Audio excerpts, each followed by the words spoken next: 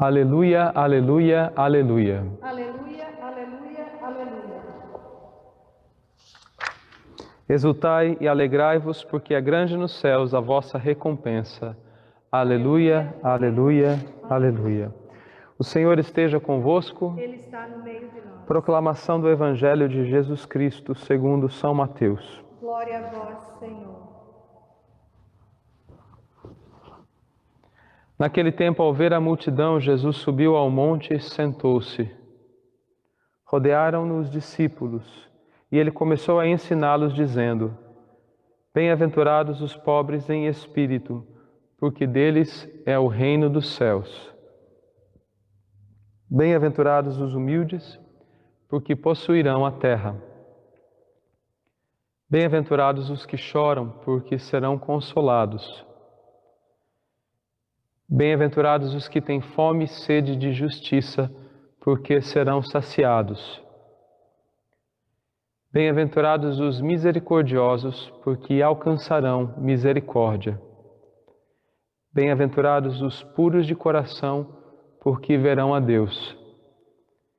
Bem-aventurados os que promovem a paz, porque serão chamados filhos de Deus. Bem-aventurados os que sofrem perseguição por amor à justiça, porque deles é o reino dos céus.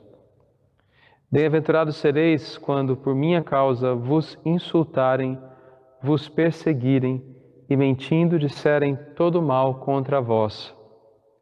Alegrai-vos e exultai, porque é grande nos céus a vossa recompensa. Assim perseguiram os profetas que vieram antes de vós. Palavra da salvação. Glória a vós, Senhor. Pelas palavras do Santo Evangelho, sejam perdoados os nossos pecados. Amém. Queridos irmãos e irmãs, durante o tempo comum, nos dias da semana, de segunda a sábado, antes do pôr do sol, a Igreja na sua liturgia celebra a palavra na Sagrada Eucaristia e nos propõe a leitura primeiro do Evangelho de São Marcos, o primeiro cronologicamente escrito segundo a maioria dos biblistas, e depois o Evangelho de Mateus, e logo em seguida, próximo ao final do ano litúrgico, o evangelista Lucas. Na semana passada terminamos a leitura dos textos referentes à vida pública de Jesus no Evangelho de São Marcos. Agora, na 10ª semana do tempo comum, apesar de estarmos celebrando solenidades como na semana que se passou, Pentecostes, ontem a Santíssima Trindade, próximo domingo, Corpus Christi, esta é a 10ª semana do tempo comum. E no ministério público de Jesus, ao reiniciarmos a leitura do Evangelho de Mateus, que também é o evangelista que vamos ler a partir dos próximos domingos do tempo comum, deste ano de 2020, nós vemos este trecho quando, começando no capítulo 5º do Evangelho de Mateus, Jesus começa o então chamado Sermão da Montanha. Ele sobe ao monte, se senta, o texto é cheio de simbolismo, pois Jesus é o mestre da lei, ele se senta para ensinar. Mateus escrevia para judeus convertidos naquele tempo, por isso é que Mateus sempre fala para se cumprirem as Escrituras, ou coloca essas imagens que ele se lembra de Jesus, que o inserem na tradição judaica. Então Jesus é o mestre da lei judaico, e lá sentado ele começa este longo discurso que nós acompanharemos ao longo dos próximos dias, que fala basicamente do seu projeto de vida. Qual é o projeto de vida de Jesus? No seu ministério público, ele faz aquilo que aqui ele diz. Sua vida, seus atos, as atitudes de Jesus, suas palavras ao longo de todo esse ministério que dizemos ministério público de Jesus, desde os seus 30 anos até a sua condenação, morte e ressurreição, Jesus cumpre aquilo que aqui é dito. É claro que ao ouvirmos estas palavras de Jesus, nós, seus discípulos, compreendemos que esse é, na verdade, o nosso projeto de vida. Ao sabermos o que Jesus pensa, como Ele pensa que nós devemos dizer, agir, viver, nós lembramos também da nossa missão. Portanto, neste Sermão da Montanha nós temos a medida do nosso ser cristão, o que significa, em outras palavras, seguir Jesus. E o texto se inicia com as bem-aventuranças, este texto tão bonito.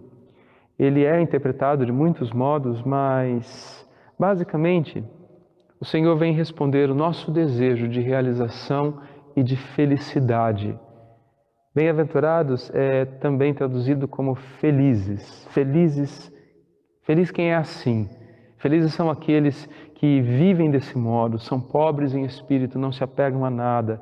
O texto diz, deles é o reino dos céus.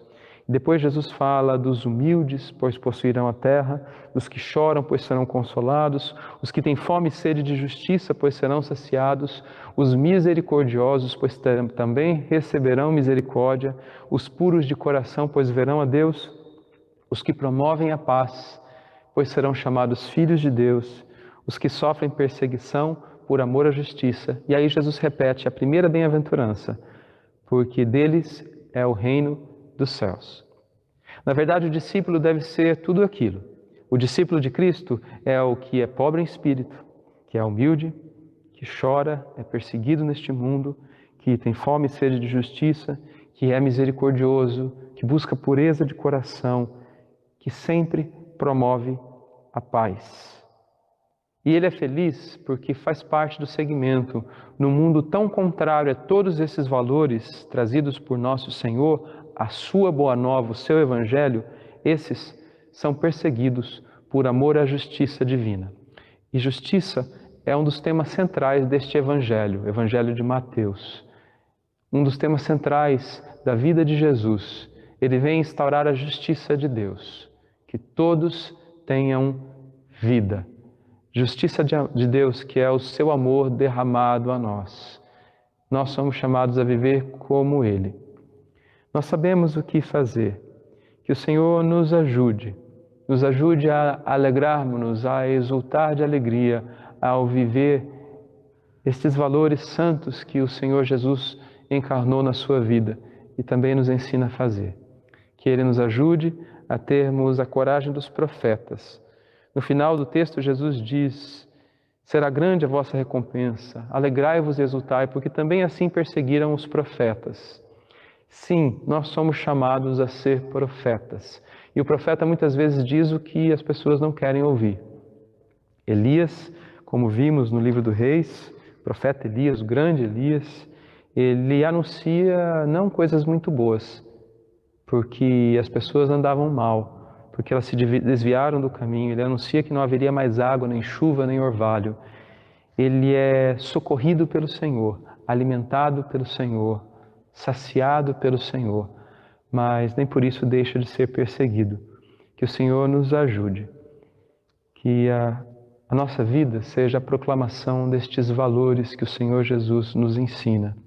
Que o nosso coração se abra e que nós não apresentemos a Ele resistência, pois se queremos ser felizes, Ele quer muito mais que nós também sejamos.